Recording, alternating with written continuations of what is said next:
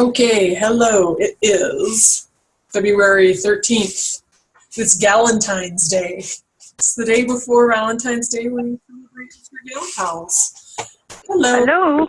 Hello. Hi, this is Wendy. I'm here. I'm going to put myself on mute so it doesn't Okay. interfere with people coming on. Okay. Thanks for Find the mute button. If you have trouble, I can mute it for you. Okay, you're good. Okay, so I found it. You found it? Okay, good. So today is, I think, the most important class. So this is when last class I implored you to give me today to decide whether you were going to just head right back into, the eating that you've missed by doing this cleanse, or whether you wanted to kind of check out what I would suggest to slowly go back on, and so you can gain a lot more information about your body through this process. So I think this is the most important thing. So you went through this 3 weeks of making sacrifices in your diet, of taking things out that you like. I'm assuming that there's something that we took out that you missed. And you got to make all your meals, and it's not, I don't think it's extraordinarily hard, but it's a challenge, and you should be damn proud of this 3 weeks that you've gone through. It's a significant thing. And as much as I want to say, great job, and I also want to say that work you put in has set you up for an opportunity that most people don't have. So you put in 3 weeks of not having certain foods, and now you have a more of a clean slate in which to investigate how certain foods actually affect you. And so somebody just, deciding to do this, what we're talking about in this class today, without doing the cleanse part, isn't going to get that valuable information, but you get it. And so how this works is, I often think it's like a fan in a room. And so you turn a fan on, you're hot, you turn the fan on, and fans always have some whirring white noise to them. So at first, it can sound even obnoxious or loud, but always there is a recognizable sound. And then over time, as you get used to it, it becomes white noise. And white noise is pretty much defined by its ability to you just become oblivious to it. It just kind of blends into the background. And often it makes it so you can't hear other things as well. So it kind of makes everything less defined. And it just kind of puts you in a state where, everything kind of becomes less defined. That is what ends up happening with food. So over time, you are eating something that maybe doesn't agree with you, but it's like a low grade doesn't agree with you. And then you eat some more and some more and some more. And over time, and then maybe you have something else that doesn't particularly agree with you, but it has like a slightly different effect, which is kind of low grade.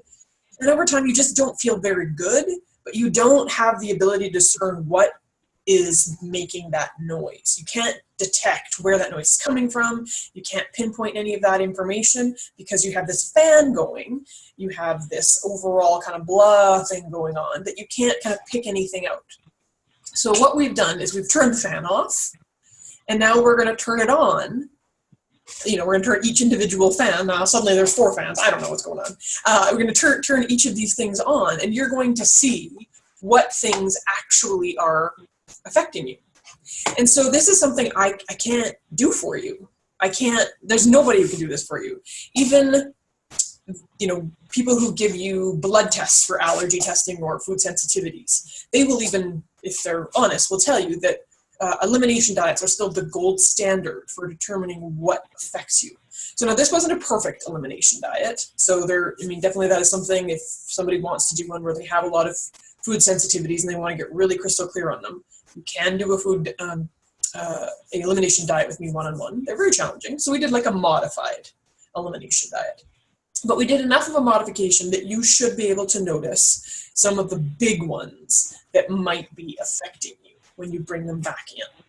So what we've done is we've kind of taken all that stuff out, given your body a bit of time to adjust to that.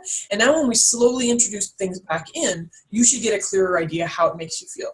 So if you introduce, so let's say things that so today, for instance, you've introduced meat back, so you're going back up the phases. So on the weekend, we were doing meatless, and we still weren't having grains or dairy. So we were doing vegan, except maybe, I guess, think you, well, maybe you'd have a few, I can't think of an example, I guess, but if you had a little bit of butter.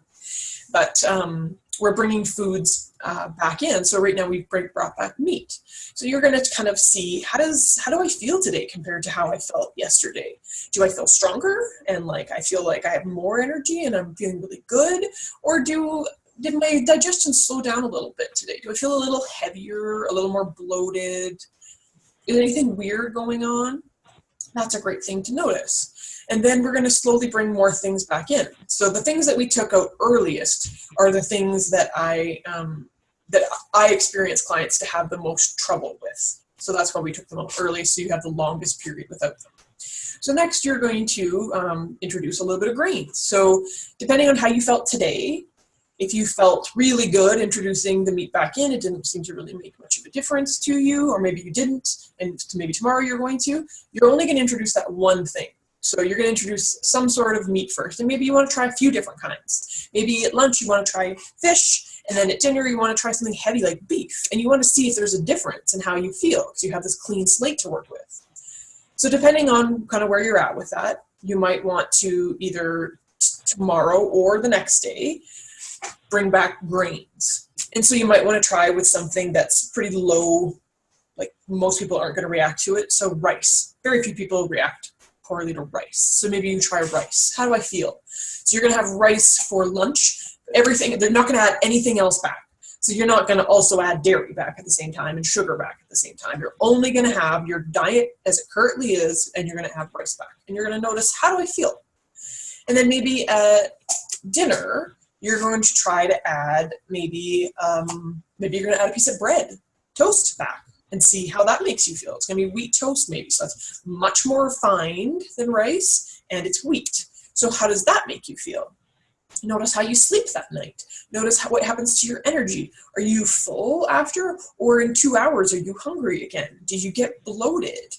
And when you're testing these foods, it's often a good idea to kind of overwhelm your system a little bit. So you don't want to have like half a piece of toast to test how you respond to wheat necessarily. Like you'd probably want to amp that up and have quite a bit so you can see. Because we all usually have a threshold of how much we can tolerate of a food. And if you're under that, you're not going to notice anything. But had you had just a couple grams more, you might have reacted. So you want to have like a decent amount of something, maybe have a couple of things with that item that you're testing. Is you can especially do this with things that you were maybe suspicious about. Sometimes I feel like people have a sense of what that they don't do well with, or what they do really well with. And I feel that's a great place to start. It's not always accurate, but it's a great place to start. And often, unfortunately, it's the thing that you love the most. So people who are like huge bread fans often have grain sensitivities. And people who have dairy sensitivities often love cheese. So there is such a thing, it's not always the case, but there is such a thing as sometimes an allergic response or a sensitivity response. I was going to say amphetamine, that's not what we're looking for.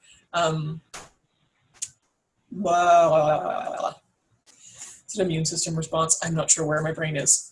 You're having this histamine response in your body. That can get addictive. So people can become addicted to that. And the other thing is, when you really like a food, you often overeat it, and then your body can become sensitive to something over time if you're overeating it. So those are a couple of reasons. So those are things to pay attention to. And then maybe you don't have any reaction. You tried grains on tomorrow or the next day, and you don't really have any reaction.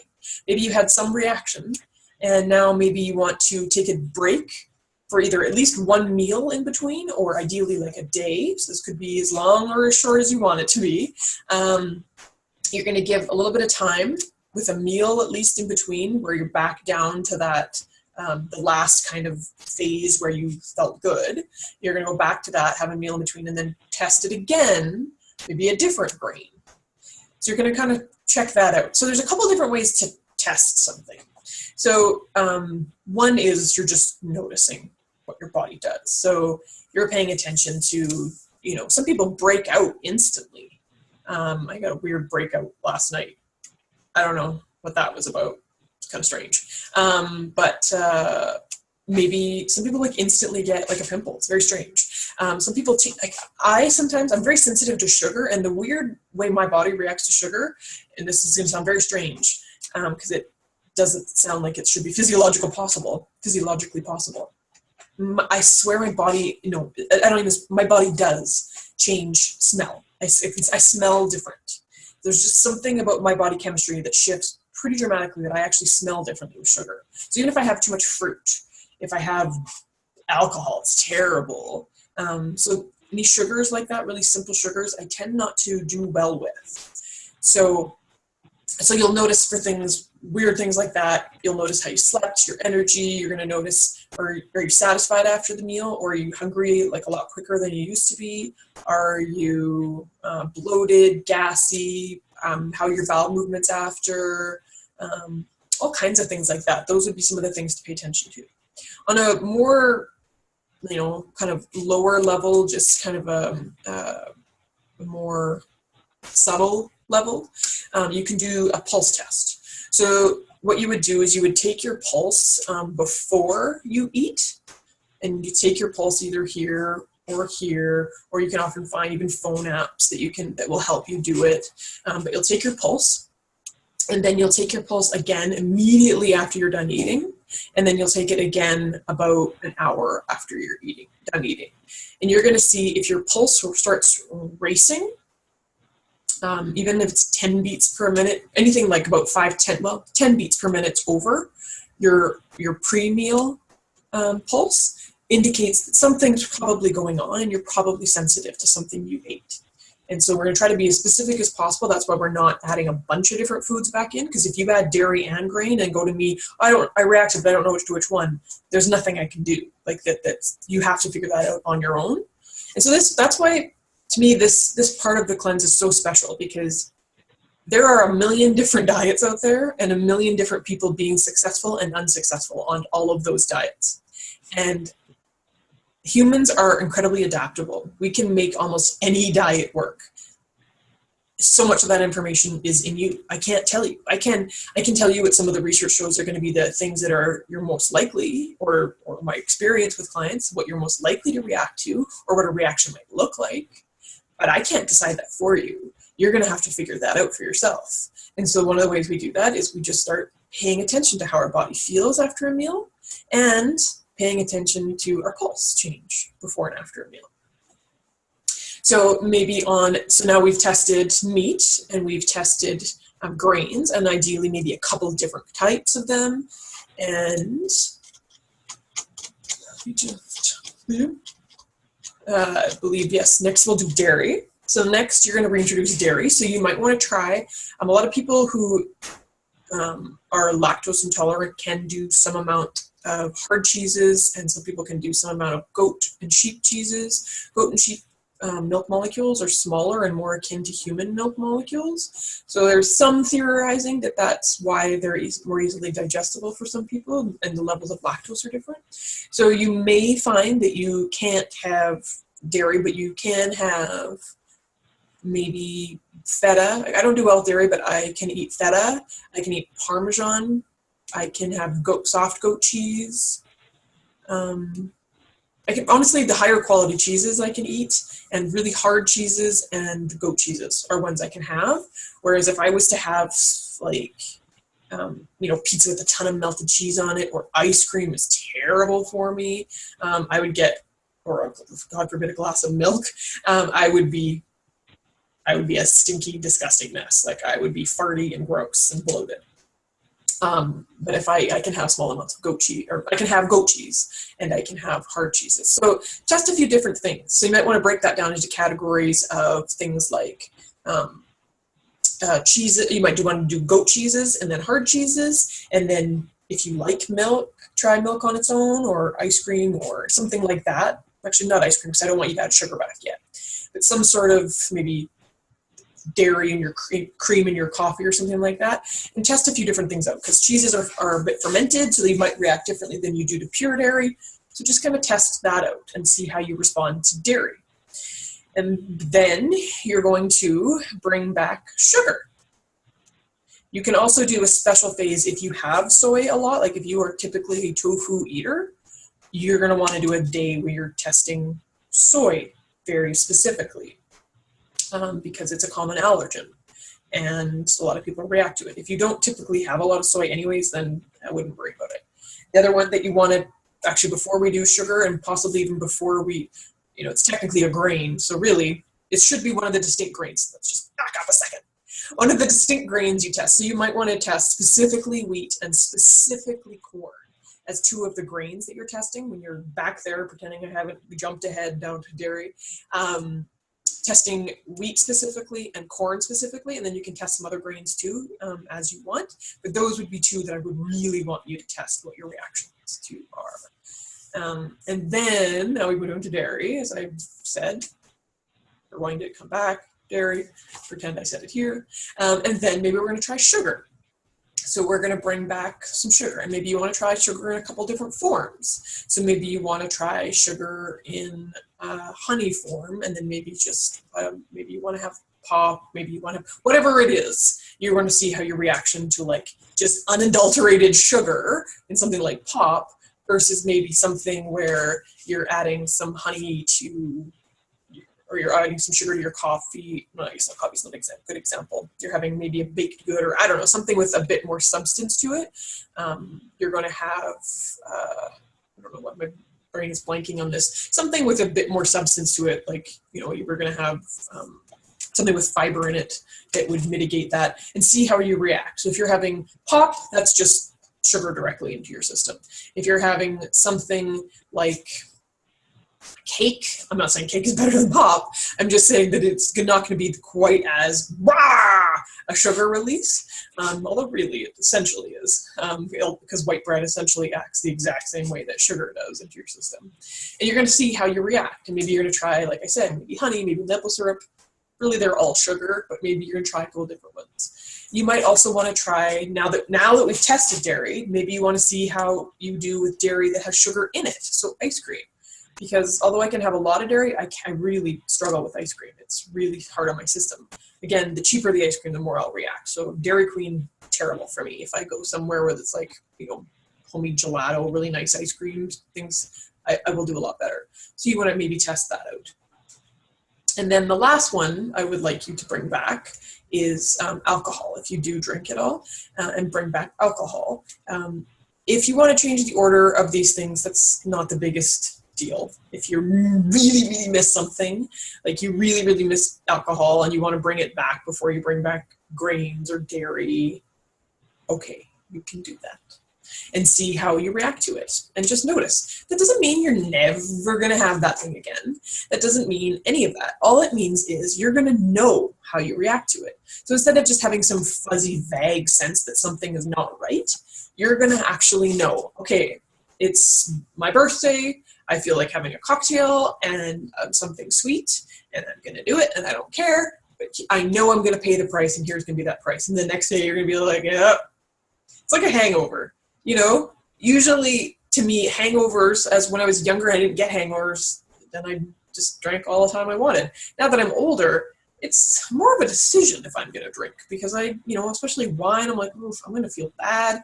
Do I want to do that? And you can make that decision. So the same can be with food, where you're like, well, tomorrow I really got to be on my game. Like I got that big presentation at work, so I don't know if I should have ice cream tonight because I'm going to feel terrible tomorrow, or I'm going to be farting and that's not appropriate in a presentation, or whatever it is. And you're going to be better able to make decisions that are actually going to fit with what's going to be asked of you the next day, because you're going to have that information. So the only other one that I would say that you might want to test is coffee. If you did keep coffee out, not everybody did. Some people brought it back in early. They only went a couple days without it. Some people didn't take it out at all. That's fine. If you want to, then test coffee as well. Notice how you feel. Notice how you feel with coffee if you have without food, and notice how you feel coffee with food. See if there's a difference. See if you're jittery before you never noticed that you were like, no, I didn't really have a reaction to coffee. Whereas now that your system is a bit more pure, you're noticing you have a reaction to coffee. So just pay attention to these things. Again, they're not always, it's not a death sentence for that food necessarily. It's just now you have information that you can make a decision based on. The other thing to pay attention to is foods that make you feel really good. I've had people before where there was 2 days without meat, and then even just cutting down to one meat a day, meat or egg a day, was really hard. And then 2 days was just like agonizing for them. They felt really sick and weak. Then that's fine. You're a meat eater. I didn't say meat was bad. So good. If you notice what makes you feel good, great. That's fantastic. Go with that. I can easily go without meat and I still feel fine. That's me. But I also know that if in a crisis situation with my digestive system, as I talked about last time, I need my heavy meat. So you start learning about yourself, and then you have to ignore some of the voices you hear online that tell you this is bad. You know, somebody shares this Facebook message that this food is bad for you and this food is, you shouldn't have any of this. And you're going to have to really tune into your body and know for yourself what works for you and what doesn't, and then not let people bully you and change your mind. That's what works for you, and it's okay. And so notice what feels good. So notice what doesn't feel good, so you can make decisions about that. And also notice what feels good, so you can make decisions about that. Because maybe day one or evening one, you're going to make some quote unquote bad choices that you know you're going to pay for. So then day two, you're going to want to know what foods make you feel extra good. So you're going to really amp that up.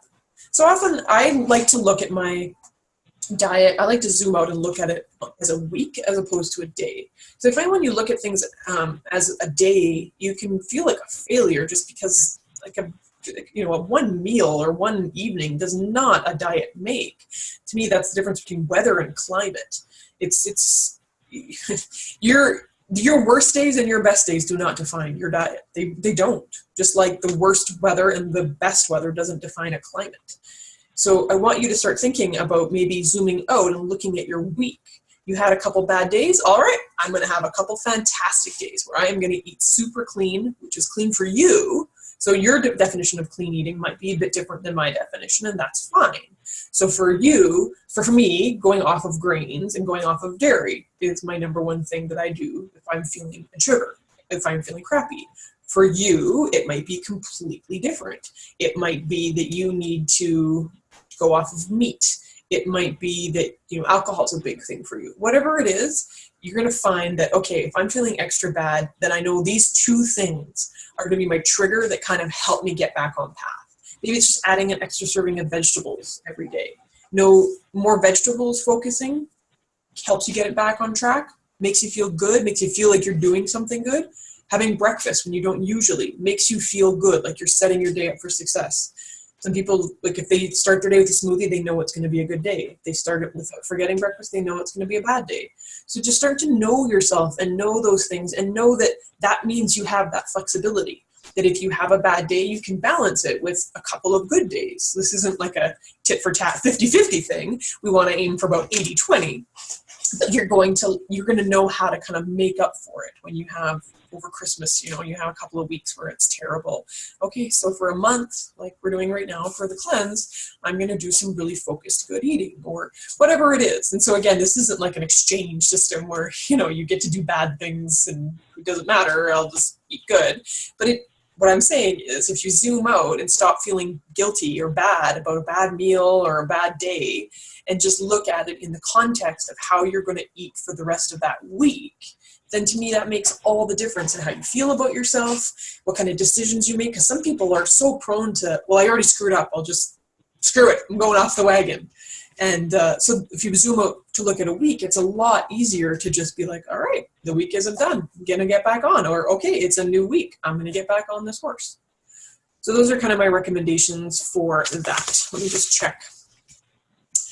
So the other thing, okay, so let me just review for a second the common culprits that I want you to introduce. So obviously people have nut allergies are the most common. I've kind of made the assumption that most people have a sense if they have a nut allergy by now, but that's really not a fair assumption to make because nut allergies can also be very subtle. I have a very subtle nut allergy to specifically hazelnuts, and I'm fine with them, but if I had someone bring me some fresh picked ones and my throat didn't start closing up, but it was getting like a little scary and how it felt it was closing up and itchy, So you might have a subtle nut allergy. So that's what I'm saying. It's not a perfect elimination diet, but it's a great start. So the ones that I'm going to highlight then, besides nuts, you want to look how you deal with meat, and I'm using that as a very big category. You could test eggs. Specifically, eggs are a very common allergen, a very common sensitivity. So you might want to test eggs and then maybe some other kind of meat and see how you feel. Dairy, big one. Soy is a big one. In terms of grains, wheat and corn are really big ones. Sugar, a big sensitivity that I see. And then alcohol and coffee would be two others that you may want to test as well. I think that was all of them. So that's kind of bringing foods back. The next thing I would love you to think about, last class I kind of ended with the idea of, I want you to think about what you're going to do from here. So one of my big things when I work with people for weight loss, and I'm not saying that that's what we're doing here, but just as a comparison, is whatever you do to lose weight, you're going to have to do to keep it off. So you may as well pick something that you can do. And so that's kind of the same as if you feel good eating this way, just know that that's what you're going to have to maintain in order to continue to feel this way. So it might not have to be perfect, but you're going to have to think about which phase of the cleanse could you live on for 80% of the time. So could you live at a phase 1 or 2 for 80% of the time and then have some sweets, because God knows I do. Have some sweets, have a couple drinks, have, a couple of things in there that are going to add up to about 20%. I love French fries, and I'm going to have maybe some French fries that are going to add up to that 20%. And then most of yours is the 80% during phase 2 or something like that. So where could you comfortably live if you felt good during this cleanse to maintain that feeling? And so is there a level at 80% that you could maintain? Is it a hybrid level? Is it, where are you at? If you go back to eating the way you were, that's fine. What I want you to do is I want you to check with yourself are you expecting to maintain your results if you do that? And if that's the case, I'm going to ask you to go, why do I think that? That's a weird thing to think, because I didn't get these results before when I was eating that way. So I just want you to be really aware of how you are how you are perceiving the possibilities moving forward. And so think about where you could stick at, what phase, what level of eating you could stick at for 80%, and then make a plan for how to develop that. Make a plan. Your plans have to include, where are my typical obstacles? So do I typically, when it's going out with friends, that I fall down on? Well, then you're going to have to build that into your plan. So we had a gentleman one time named Jeremy who was in the cleanse, and he had this, I didn't at the time appreciate the brilliance of this, and I always feel bad that I didn't appreciate the brilliance of this idea. And other cleansers did, and I didn't fully embrace it, and I now fully embrace it. He was saying how he's noticed about himself that the times in the cleanse where he was struggled the most maintaining the cleanse is when his son wanted to go for ice cream and wanted the kids to go, him and his buddies want to go for ice cream and he couldn't have any, or the Jeremy couldn't have any, or go out for beers and wings with his buddies. And he had these plans. And so for him, what he noticed, because that's the struggle, so you find out where your obstacle is. So for him, it was social events. And then you develop a plan of how to work that into your life. I always figure to continue to build a plan where you've been hitting a wall, and to continue to be I'll just be better about not hitting that wall seems silly. You move the wall, or you figure out a way that it's not going to be in your way. You don't just be willpower alone is going to do better this time. You build it in that you're no longer hitting that wall. And so for him, what that meant was his rule was when he was home alone, he ate very well. So he ate very, very well. He never, he didn't break his certain rules that he made for himself when he was home alone, so that when he was out in public, he didn't have to worry about that. It's very similar to how I do it. I'm not social very often, but when I have a friend come to town, even if it's for a week, I'm not going to put restrictions on it. Food, I love food. I love introducing friends to new restaurants. And although, I mean, it's not like I'm having horribly unhealthy food, I want to have dessert and I want to have a cocktail and I want to whatever, like I really enjoy not having rules on myself when I'm going out to eat in those special circumstances. They're not very common. So I make sure that during the rest of the time, like, I'm eating really well. If I have a friends, here for a long period, one time I had 3 friends staying with me for about a week. And so I also was going to work at the time, so I would leave them during the day. So I just made sure that my lunches and my breakfasts were super healthy, because I knew when I was back with my friends, I was probably not going to be eating that great.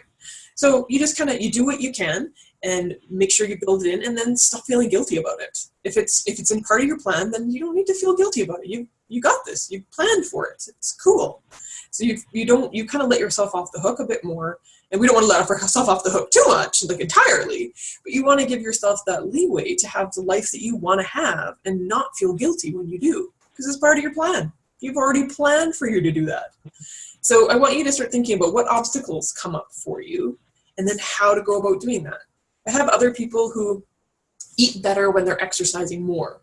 So if you know that, when you exercise more, you feel like, I don't want to waste this, I want to eat better, then make sure that you've built a system in that you're exercising 2 or 3 times a week at minimum. So you're either have, if a thing for you is in, personal integrity, and like canceling on someone is like the worst thing you can do, then you need to partner up with a friend. So you have to be accountable to someone. So everybody's different. If you, like to be alone when you do it, then obviously the accountability is not going to work. So you have to figure out what are your strengths, what are your challenges, and develop a plan that works for you. On that note, if it is something that you're just like, I don't even have a clue where to start, that is something that we can do together, is we can work on a plan for you. And I do also have, I have one option where you can work on me. And usually it's just virtual. I like to do everything on the phone or on Zoom if possible. But I do have an office if people want to meet me there. Is we can work on a plan together. And I can even give you a meal plan if you want one, based on, what your favorite foods are and foods you don't like. And we can make a plan together. And I'd ask you a bunch of questions about your lifestyle and all this kind of stuff. And then the other part is I have clients that need that plan, but they also need the regular meetings in order to keep them on track. So I have a client right now who's on a 90-day plan. So we did a plan, and now every week on Monday, she wanted to do it by email. Other people want to do it by phone. I email her and I check in. We set some new goals. She does her stuff. So just so you know, if it is something where you're feeling a little lost, that is something that I can definitely help with. Let's do some actually one more thing about this. Cheat days can be a really great thing. So if you have to know yourself though. Some people are all or nothing people, and if they allow any flexibility in their schedule, in their diet, they do really well on something like cleanse where it's really structured, and then when they go on their own, they're like, they can't do it. So for those people, you're going to have to be strict. You can't introduce foods that you don't do well with back into your life. You can't. So you have to know yourself. Other people do better with moderation, and they can bring a little bit back. So some people do really well with cheat days, where they're eating really, really well, and then they have 1 or 2 days a week where they cheat, and they eat as much of whatever they want, and then they stick really strict the rest of the time. So this has a couple of benefits to it, if that appeals to you and you know yourself well enough to know that would work for you. So one, whenever you feel like you want to cheat on something during the week, you can always be like, one of the strategies some people take is they take a picture of it or they write it down, because they're excited they're going to do that on their cheat day. They save it up, and it's something to look forward to. 2, it means that you can adjust your cheat day. I like to make them, when I did this before, I like to make them floating, so that if, I got invited to a party on a Thursday one week and I'm going out with friends on a Saturday another week, I can adjust my cheat dates to match my week. So then you can kind of, do that. So it's kind of more flexible for your lifestyle.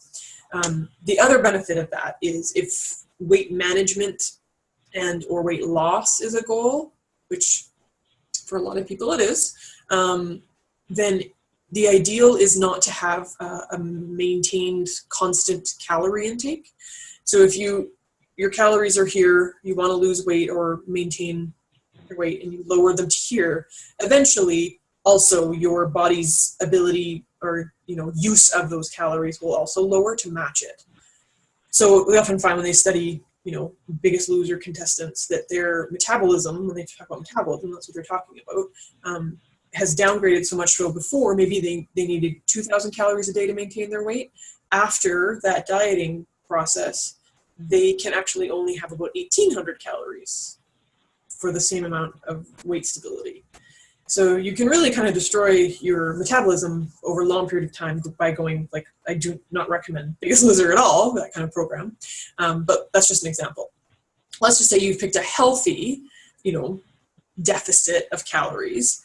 But if it's maintained over time, it's still your body's going to downshift. So you can plateau. So if you notice you're plateauing, cheat days can be great because then your body doesn't know what to expect. So it's got let's just, for number examples, you're at 1,500, 1,500, 2,000, 1,500, 1,500, 2,000, 1,500, 1,500. It doesn't know what to expect. So it can't really down cycle in order to accommodate those calories. So I find there can be a really great way to mentally help you, help your social life, and also to anything that's stagnant in terms of your metabolism can kind of shake that up a little bit. So that's something you might want to consider. So the only other thing I want to talk about is a couple of housekeeping items. So if you have drops left, you are welcome to continue to use them until they're done. You can save them for another cleanse, so you can do a cleanse on your own. The only thing I'm going to ask is I'm having a lot of issues lately where people are saving their own cleanse stuff, doing the cleanse on their own, which I'm totally fine with. There's my dog back there. And then also teaching other people the cleanse. I'm not okay with that. So I've had people say like, oh, I need you to give me more tea because I'm leading my whole office in your cleanse. And that's not okay with me. Like, if you want to, you, the person who has paid money to do this cleanse, want to do it on your own, I am not going to stop you. I'm going to encourage you. That's great. You do that. I'm not going to give you more product to do it on your own, but you save it and you want to do that, that's great. You can do that. I'm not loving the idea of you sharing the cleanse, something that I worked really hard to develop with other people, and kind of like, keeping me out of that. That doesn't feel great for me. So I hope people understand that. The other part of that is if something, if people have questions or their concerns or anything like that, I want to be there to answer them. So that's my only kind of caveat about that. But if you want to do it on your own later on, by all means, you go ahead and do that. If you want to join a cleanse again, so I don't know if you noticed, but a lot of people do repeat cleanses. So this is kind of how some people have planned their year, is that they're going to do 2 cleanses a year, and then it's just going to help them refocus on their diet for a while. So often you get this trickle effect into the rest of your life. And so for the next month, you're going to be maybe eating better, and it's just, you're going to be more conscious of different things. And so, I always say, like an elastic band, when you stretch it out, it never goes back to the same size. So you might be concerned about the slippery slope and you falling off the wagon, and you're probably going to. But the idea is that you're going to be a little bit better than you were before. And something that I said ideally is going to ring in your head, and you're going to remember something in a certain way, and you're going to make slight differences and slight changes. You're going to know your body a little bit more. You're going to maybe be more comfortable in the kitchen, whatever that is for you. And so so some people like to repeat them. So they like to have, 2 cleanses a year. So I've had people who've done probably 7 cleanses with me or something like that, I think might be the most. I've had people that definitely have done at least, 6. So that's a regular thing that they do. What was my point? Oh, so what you can do is if you have leftover tea or leftover drops that you don't want to continue to just finish, you can keep those. And if you want to do a cleanse with me again, you can always send me an email and say, I'm signing up for the cleanse, but you don't need to send me, I want to sign up for the cleanse, but you don't need to send me a kit. I still have my kit.